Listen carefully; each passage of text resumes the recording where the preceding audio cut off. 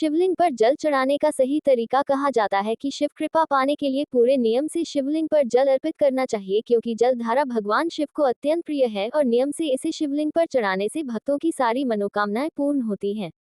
किस दिशा की ओर चढ़ाएं जल? भगवान शिव को जल अर्पित करें तो आपका मुंह उत्तर की तरफ होना चाहिए, क्योंकि उत्तर दिशा को शिव जी का बायां अंग माना जाता है, जो माता पार्वती को समर्पित है।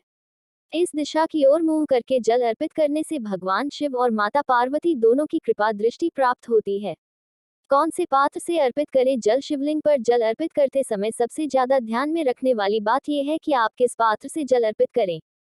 जल चढ़ाने के लिए सबसे अच्छे पात्र तांबे, चांदी और कांसे के माने जाते हैं। भूलकर भी स्टील के पात्र से शिवलिंग पर जल नहीं चढ़ाना चाहिए। जल अर्पण के लिए सर्वोत्तम पात्र तांबे का है, इसलिए इसी पात्र से जल चढ़ाना उत्तम है। लेकिन भूलकर भी तांबे के पात्र से शिव जी को दूध न चढ़ाएं, क्योंकि तांबे में दूध विष के समान बन जाता है। कभी भी शिवलिंग पर तेजी से जल नहीं चढ़ाना चाहिए। शास्त्रों में भी बताया गया है कि शिव जी को जलधारा अत्यंत प्रिय है, इसलिए जल चढ़ाते समय ध्यान रखें कि जल के पात्र से धार बनाते हुए धीरे से जल अर्पित करें। पतली जल धार शिवलिंग पर जाने से भगवान शिव की विशेष कृपा दृष्टि प्राप्त होती है।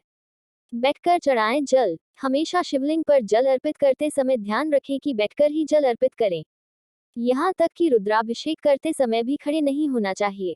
पुराणों के अनुसार खड़े होकर शिवलिंग पर जल चढ़ाने से यह शिव जी को समर्पित नहीं होता है, और खड़े होकर जल चढ़ाने से शिव पर चढ़ा हुआ जल आपके पैरों पर गिरता है, ये भी सही नहीं है।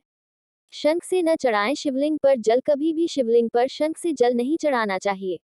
शिव पुराण के अनुसार शिवजी ने शंखचूड़ नाम के दैत्य का वध किया था। ऐसा माना जाता है कि शंख उसी दैत्य की हड्डियों से बने होते हैं, इसलिए शिवलिंग पर शंख से जल नहीं चढ़ाना चाहिए। जल के साथ कुछ और न मिलाएं। कभी भी शिवलिंग पर जल चढ़ाते हुए जल के पात्र में कोई अन्य सामग्री न मिलाएं। कोई भी सामग्री जैसे पुष्प, अक्षत, तिल, दूध या रोली जल में मिलाने से उनकी पवित्रता खत्म हो जाती है। इसलिए भगवान शिव की कृपा दृष्टि पाने के लिए हमेशा जल को अकेले ही चढ़ाना चाहिए। वस्तु अर्पित करने के बाद जल चढ़ाएं। आप यदि भगवान शिव को शहद, दूध, दही या किसी प्रकार का रस अर्पित करते हैं तो वह जल में न मिलाएं। कोई भी वस्तु भगवान को अलग से चढ़ाएं, फिर उसके बाद में जल अर्पित करें।